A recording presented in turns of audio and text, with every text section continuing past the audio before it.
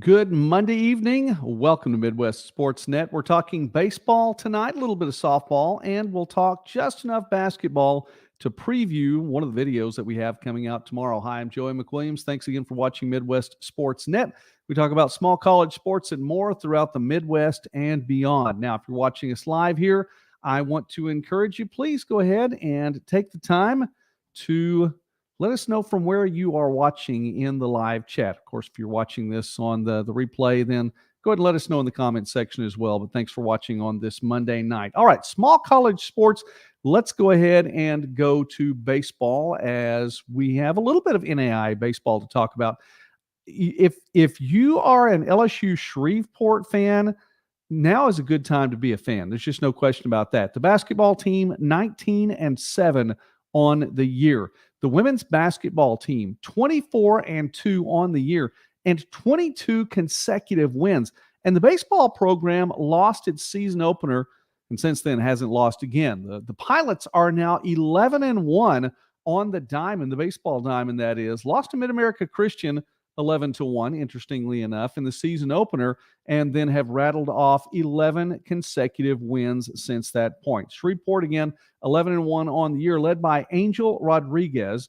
And if I mispronounced Angel, if it's on hell, then forgive me. But Angel Rodriguez hitting .688 for the season. Now, that's not just like through one or two games. He's actually played in 9 of the 12 games so far this season, has 3 home runs, 6 RBI, 8 times that he has scored as well. And his .688 is on 11 of 16 hitting. Great way to start the season for Rodriguez. Again, LSU Shreveport 11-1, and right now in the NAI has the longest winning streak in the country. Let's go ahead and move on. Man, I like my graphics, but I just I don't think I got I did not get my my LSU Shreveport graphic in. Well, we have to pause long enough to get that in really quickly. So let's get that done and get the LSU Shreveport graphic in.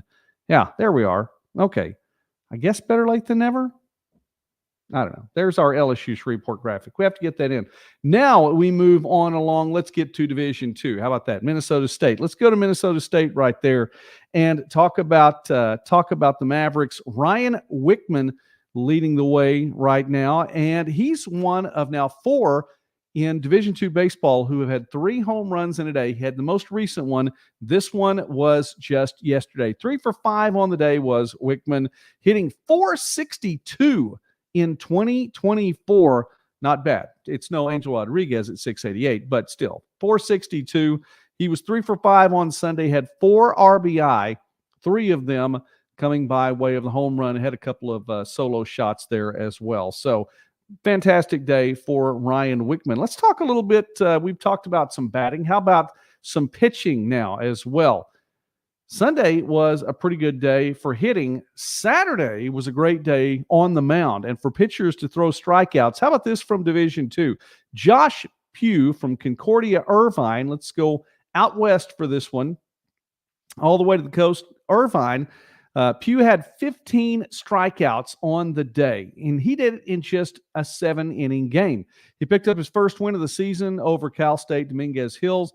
He's now 1-0 on the year. 15 strikeouts, especially in 7 innings. Pretty good day. How about one better? Let's go all the way back east now, and let's talk about Erskine as Alex Heinz didn't have 15, didn't have 16. As a matter of fact, he had 17 strikeouts on the day, and a very, very good day because he pitched the complete game shutout. That's right. Gave up only 4 hits on the day, a complete game shutout, or I guess if you're winning that well and you're putting that many Ks on the board, I guess you could say shut up. But wrapped up an 11-game road streak, or 11-game road trip with a sweep of Claflin. I'll get this in. Heinz went 2-0 on the season there as that was his second win. Both of his victories this year as he's appeared in 3 games so far. 2 wins, 2-0. Both of them were shutouts. Again, an 11-0 win in Saturday's doubleheader. Let's go ahead and stay with Division II baseball for just a little bit longer now.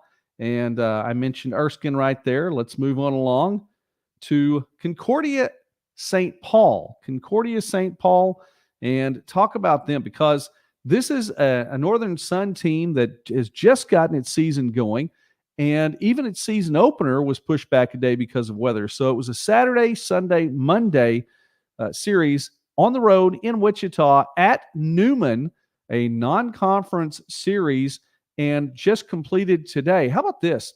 Concordia St. Paul putting up football numbers in its first 3 games of the season. Scored 18 runs, 25 runs, 18 runs, averaging 20.33 runs per game. That's tops in Division II. Now, granted, we're not talking about a huge sample size here because just 3 games, but still. And one of them really was a football score, pretty close to it, 25-17. So the Newman pitching staff has a lot to think about this week and doesn't want to watch the film of that at all.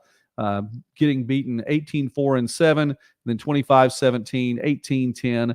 I guess with a couple of 2-point conversions, we can call these football scores. But yeah, there they are, 20.33 runs per game.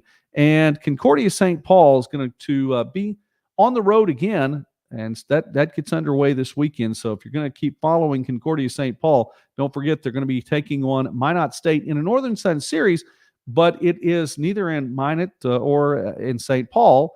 It's going to be in Joplin, Missouri, and not at the home of Missouri Southern. Going to be played in Becker Stadium, and that is owned by the city of Joplin. So a 4-game series there, a Northern Sun series, and truthfully, a neutral site there for that series. Could be interesting. All right, let's move on along. Let's swing out of baseball and into softball for just a moment, and we'll talk the Division II variety of softball. Again, if you're watching us live tonight, please let us know from where you are watching in the live chat. Jessica Campbell, the senior for King, in a 13-2 win over Carson Newman yesterday, put 8 RBI on the board. Accounted for 8 RBI. That is a season high for Division II in 2022 in all of Division II, as Campbell had 3 hits, 2 of them home runs, 1 of them a double, 10 total bases on the day for Jessica Campbell for King. So that is a pretty good day. Now, we're going to talk a little bit of basketball here just for a moment as we start to wrap up tonight's live stream. Again, talking small college sports. I wanted to mention Grace Beyer really quickly because we talked about Beyer last night just a little bit. 3,802 points scored for her career.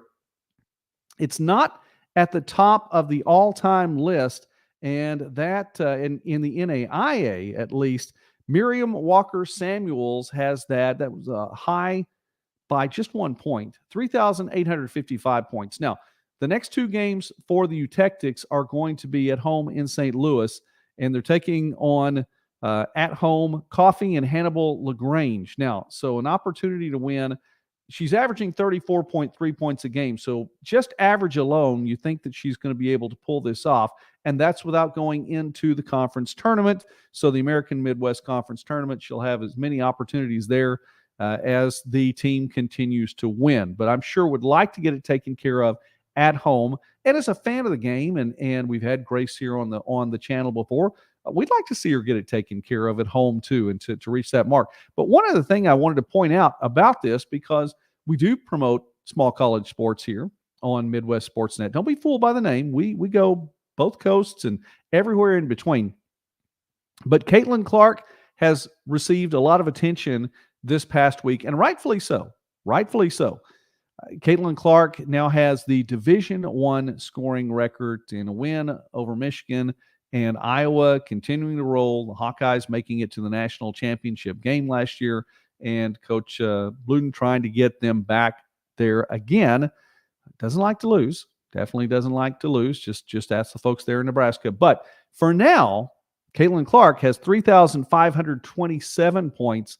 Don't forget, Grace Beyer, 3,802 points for her career. Now, Clark has a few more games on the docket, and depending upon the run that each of these teams would make in the playoffs, you have to think Iowa is poised to make a run a little bit deeper into the NCAA playoffs. So Clark may have a little bit more time and a few more games to pass Beyer if she does. However, for right now, and this is where it's big, for right now anyway, Grace Beyer is more than 250 points. Let's see, 275 points better than Caitlin Clark, at least on the list. So we wanted to throw that one out there really quickly. One other thing, too, want to promote this.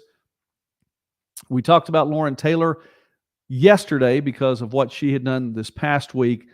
If Division II doesn't name her as the Division II National Player of the Week, the formerly known as COSIDA, Division II sports information directors have a real good opportunity. And this one's an easy. Take the bat off your shoulders right here to mix metaphors in sports, but this one's an easy one to put out of the park.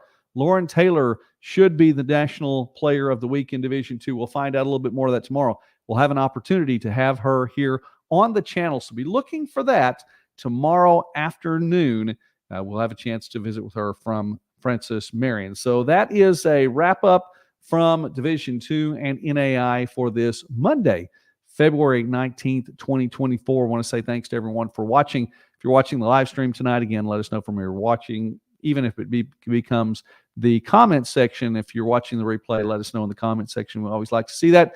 Please be back on the channel as we will talk more tomorrow about what is going on. And we have more than one video coming up tomorrow. A big one, though, with Lauren Taylor coming on. In the meantime, thanks again for watching. God bless you all. You guys have a great evening, and we'll see you in about 24 hours.